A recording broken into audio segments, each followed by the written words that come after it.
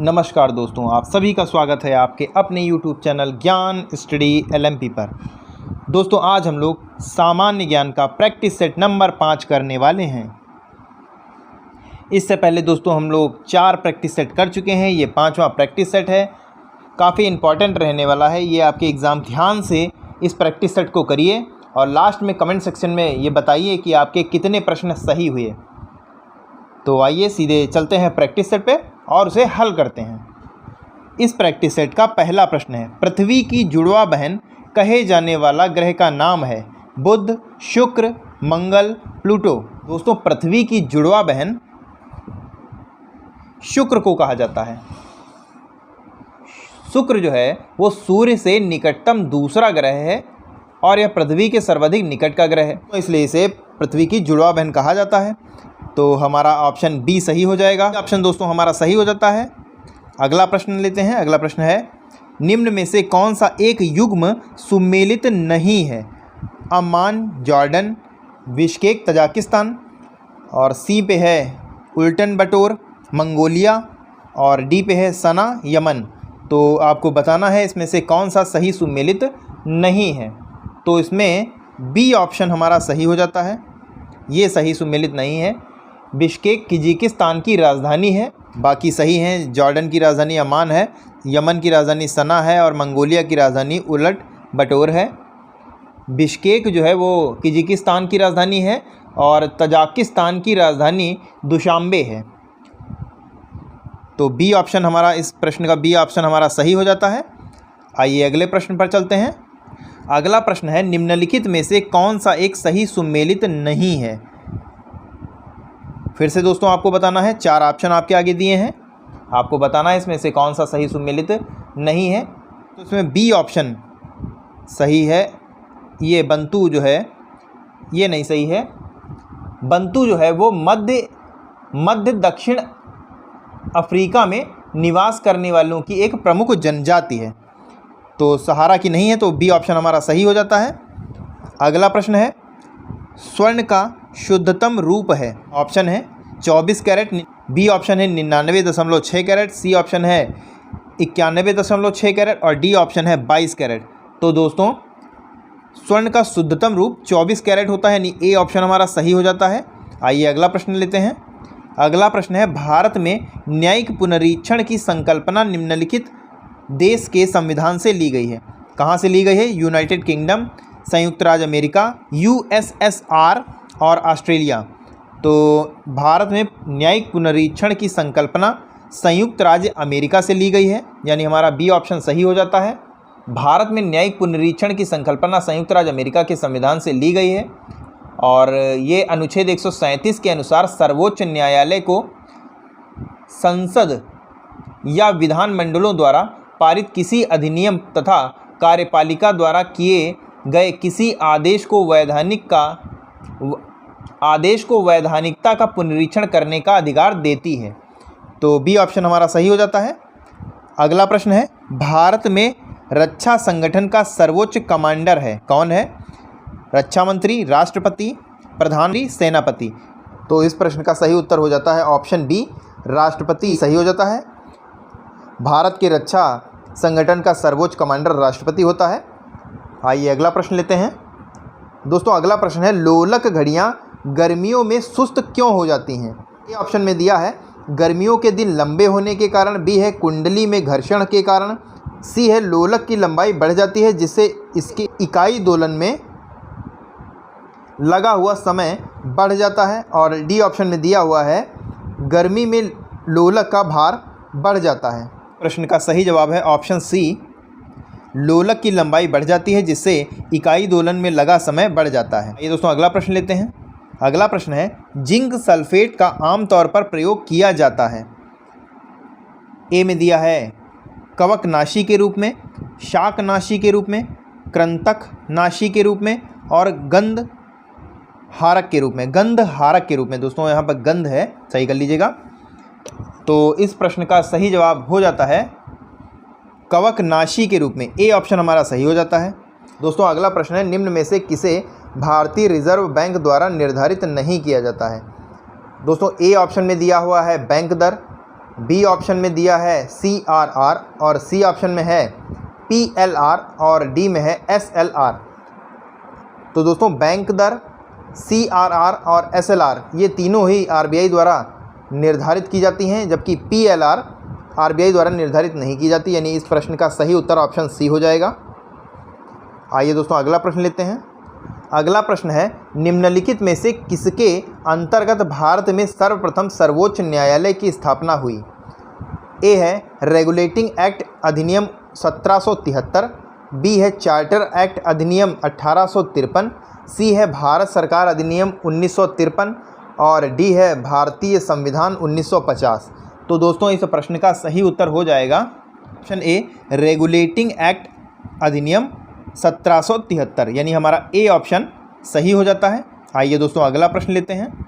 अगला प्रश्न है, भारत को एक संविधान देने का प्रस्ताव संविधान द्वारा पारित किया गया था 22 जनवरी 1946, 22 जनवरी 1947, 20 फरवरी 1947, 26 जुलाई 1946।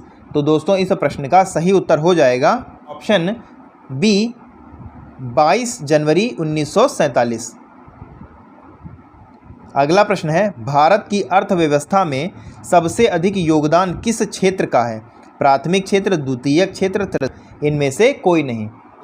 सी ऑप्शन हमारा सही हो जाता है, तृतीयक क्षेत्र। तृतीयक क्षेत्र का योगदान भारत की अर्थव्यवस्था में सर्वाधिक है। इस क्षेत्र में शामिल हैं सेवा क्षेत्र,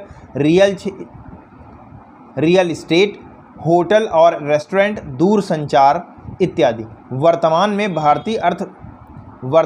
भारतीय अर्थव्यवस्था में सेवा क्षेत्र में 53.66% योगदान है। आइए दोस्तों अगला प्रश्न लेते हैं। अगला प्रश्न है, भारत के निम्नलिखित पूर्व राष्ट्रपतियों में से किसने कभी भारत के किसी राज्य के मुख्यमंत्री के रूप में कार्य नहीं किया है? आपके ऑप्शन है ए डॉक्टर शंकर दयाल शर्मा, बी है नीलम संजीव रेड्डी, सी है ज्ञानी जैल सिंह और डी ऑप्शन में है डॉक्टर जाकिर हुसैन। तो दोस्तों इस प्रश्न का सही उत्तर हो जाएगा ऑप्शन डी जाकिर हुसैन।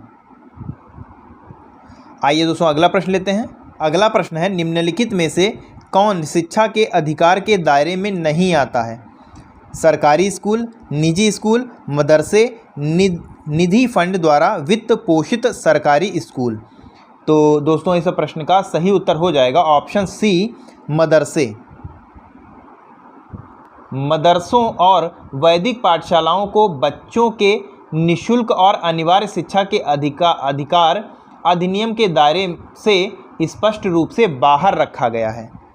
आइए दोस्तों अगला प्रश्न लेते हैं। अगला प्रश्न है, निम्नलिखित में से कौन सा मूल अधिकार विदेशी नागरिकों को प्राप्त नहीं है? आपके ऑप्शन है ए विधि के समक्ष समानता, अभिव्यक्ति की स्वतंत्रता का अधिकार, प्राण व दैहिक स्वतंत्रता का अधिकार और डी ऑप्शन में है शोषण के विरुद्ध अधिकार। तो दोस्तों इस प्रश्न का सही उत्तर हो जाएगा ऑप्शन बी अभिव्यक्ति की स्वतंत्रता का अधिकार। अनुच्छेद 19 में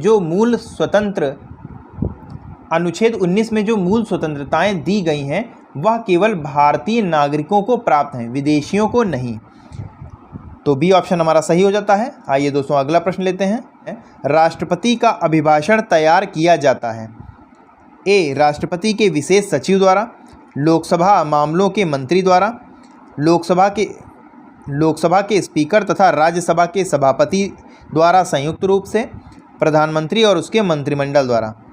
तो दोस्तों राष्ट्रपति का अभिभाषण तैयार किया जाता है, ऑप्शन डी सही हो जाएगा, प्रधानमंत्री और उसके मंत्रिमंडल द्वारा। आइए दोस्तों अगला प्रश्न लेते हैं। दोस्तों अगला प्रश्न है, भारत सरकार की व्यय को नियंत्रण करने की शक्ति किसके पास है? दोस्तों यहाँ पर गलत टाइप हो गया, इसको सही कर लीजिएगा, व्यय होगा यहाँ पर। आपके ऑप्शन है ए संसद, बी राष्ट्रपति, सी नियंत्रक एवं महालेखा परीक्षक और डी है केंद्रीय वित्त मंत्री। तो दोस्तों इस प्रश्न का सही उत्तर हो जाएगा ऑप्शन ए संसद। अगला प्रश्न है, प्रोटीन एवं वसा दोनों की प्रचुरता होती है नारियल में, मूंगफली में, सोयाबीन में, सूरजमुखी में। तो दोस्तों इस प्रश्न का सही उत्तर हो जाएगा ऑप्शन बी मूंगफली में। आइए दोस्तों अगला प्रश्न लेते हैं। दोस्तों अगला प्रश्न है, निम्नलिखित में से कौन सा एक युग्म सही सुमेलित नहीं है। 4 दोस्तों दिए हैं, इसमें बताना है आपको कौन सा सुमेलित नहीं है। दोस्तों नागार्जुन परियोजना गोदावरी पर नहीं है, ये गलत है। नागार्जुन सागर परियोजना आंध्र प्रदेश राज्य की कृष्णा नदी पर स्थित है, तो सी ऑप्शन हमारा सही हो जाएगा। आइए दोस्तों अगला प्रश्न लेते हैं। अगला प्रश्न है, बंद अर्थव्यवस्था वह अर्थव्यवस्था है जिसमें मुद्रा पूर्ति पूर्णतः नियंत्रित होती है, घाटे की वित्त व्यवस्था होती है, केवल निर्यात होता है, ना तो निर्यात होता है और ना ही आयात। तो दोस्तों इस प्रश्न का सही उत्तर हो जाएगा, का आंसर हो जाएगा ऑप्शन डी, ना तो निर्यात और ना ही आयात होता है। आइए दोस्तों अगला प्रश्न लेते हैं। प्रश्न है, पीर पांजाल श्रेणी पाई जाती है अरुणाचल प्रदेश में, पंजाब में, जम्मू एंड कश्मीर में और उत्तराखंड में। तो दोस्तों इस प्रश्न का सही उत्तर हो जाएगा, ऑप्शन सी, पीर पांजाल श्रेणी जम्मू एवं कश्मीर में है, यानी सी ऑप्शन हमारा सही हो जाता है। अगला प्रश्न है, राष्ट्रपति राज्यपाल की नियुक्ति किसके परामर्श से लेता है। प्रधानमंत्री, मुख्य न्यायाधीश, मुख्यमंत्री, अध्यक्ष। तो दोस्तों इस प्रश्न का सही उत्तर है ऑप्शन ए, प्रधानमंत्री। दोस्तों प्रधानमंत्री की सहायता से राष्ट्रपति राज्यपालों की नियुक्ति करता है। आइए दोस्तों अगला प्रश्न लेते हैं। अगला प्रश्न है, निम्न में से कौन सी विधि सकल घरेलू उत्पादन की गणना करने की नहीं है। उत्पाद विधि, आय विधि, व्यय विधि, ह्रासमान लागत विधि। तो इस प्रश्न का सही उत्तर है ऑप्शन डी, ह्रासमान लागत विधि। अगला प्रश्न है, राष्ट्रीय आपदा प्रबंधन अधिनियम कब बनाया गया। 2004, 2005, 2006, 2007। तो दोस्तों राष्ट्रीय आपदा प्रबंधन अधिनियम 2007 में बनाया गया, यानी हमारा डी ऑप्शन सही हो जाता है। आइए दोस्तों अगला प्रश्न लेते हैं। दोस्तों इस प्रैक्टिस सेट का अंतिम प्रश्न है, प्रथम भू शिखर सम्मेलन का आयोजन कब और कहाँ किया गया।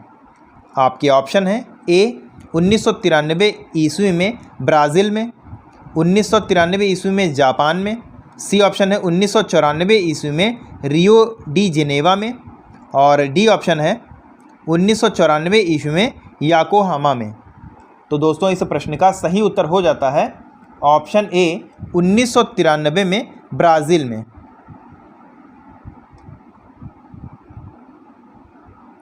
तो दोस्तों कितने प्रश्न आपके सही हुए कमेंट सेक्शन में बताएं, और आज की क्लास कैसी लगी कमेंट करके बताएं।